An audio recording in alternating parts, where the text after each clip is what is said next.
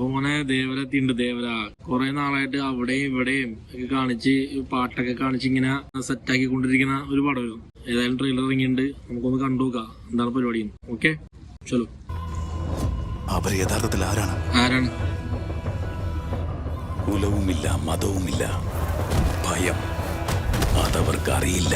അത് തീരെയില്ല മോനെ. സൈഫ് ധൈര്യമല്ലാതെ മറ്റൊന്നും അറിയാത്ത കണ്ണുകളിൽ മുൻപൊരിക്കലുമില്ലാത്ത ഭയത്തെ അന്ന് കാണാൻ കഴിഞ്ഞു.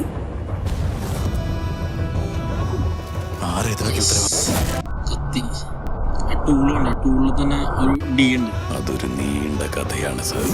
രക്തത്തിൽ എഴുതിയ കഥ, ഞങ്ങളുടെ ദേവരയുടെ കഥ. മോനെ വന്നടാ NTR മാൻ ഓഫ് മാസസ്. ബീസ്റ്റിന്റെ ബിജിഎമായിട്ട് തോന്നുന്നുണ്ട്. വിജയിന്റെ ബീസ്റ്റിലെ ബിജിഎമായിട്ട് തോന്നുക.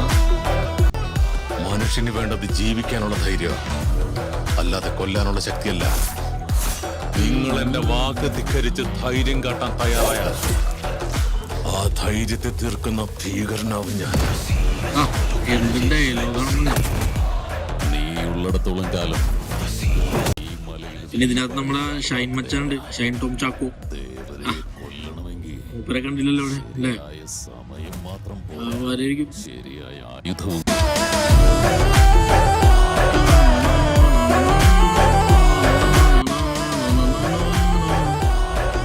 ബീസ്റ്റിലെ വിജയമാണ്. എന്റെ പൊന്നെ, ജാനുവിന്റെ ഒക്കെ കണ്ട് കോലൊക്കെ ഉണ്ട. സാരിയെ കൊടുത്ത് എങ്ങനെ നടന്ന പെണ്ണാണ് ബോളിവുഡുകാര് കാണണ്ട. അവന്റെ അച്ഛന്റെ രൂപം മാത്രമേ ഉള്ളൂ, ധൈര്യം കിട്ടിയിട്ടില്ല. അപ്പൊ മോനാണ് അപ്പൊ നമ്മൾ കണ്ടോണ്ടിരിക്കണം. അദ്ദേഹം ഒരു ജോലിക്ക് പോയതാണെങ്കിൽ ജോലി കഴിയുമ്പോൾ ഇവിടെ തിരിച്ചു വരും. അച്ഛനുണ്ട്, ഒരു എടുത്തിയേട്ടക്കാരനായതുകൊണ്ടായിരിക്കും അയാൾ പോയത്.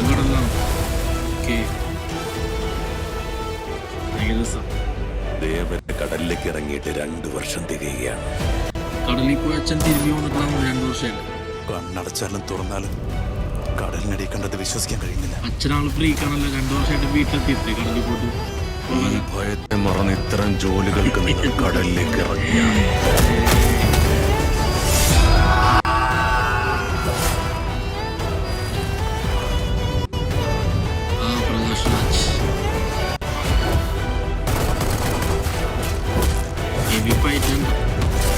നിങ്ങളുടെ കണ്ണിൽപ്പെടാത്ത ഭയമായി മാറാൻ പോവുകയാണ്.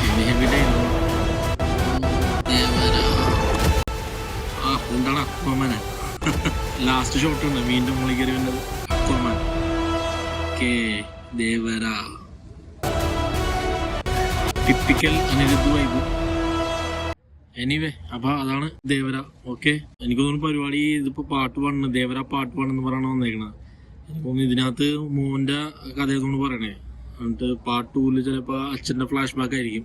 പാർട്ട് 2 ഇതിൽ ചിലപ്പോ അച്ഛന്റെ കാര്യങ്ങളൊക്കെ ഇങ്ങനെ പറഞ്ഞ് ഇങ്ങനെ ബിൽഡപ്പ് ചെയ്തിങ്ങനെ നിർത്തലായിരിക്കും. പാർട്ട് 1 ഇതിനകത്തുണ്ട് മോന്റെ കളിയായിരിക്കും.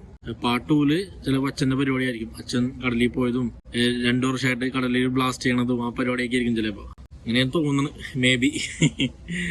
എന്തായാലും പരിപാടി ഒരു KGF ഒക്കെ പോലെ തന്നെ ഒരു വാ മൂമെന്റും ത്രില്ലടിപ്പിക്കുന്ന പരിപാടികളൊക്കെ എന്തായാലും ഉണ്ടാവും, പ്രതീക്ഷിക്കാം. എന്തായാലും 27-ാം തീയതി അറിയാലോ. അപ്പൊ അതുവരെ നമുക്ക് വെയിറ്റ് ചെയ്യാം. Till then bye.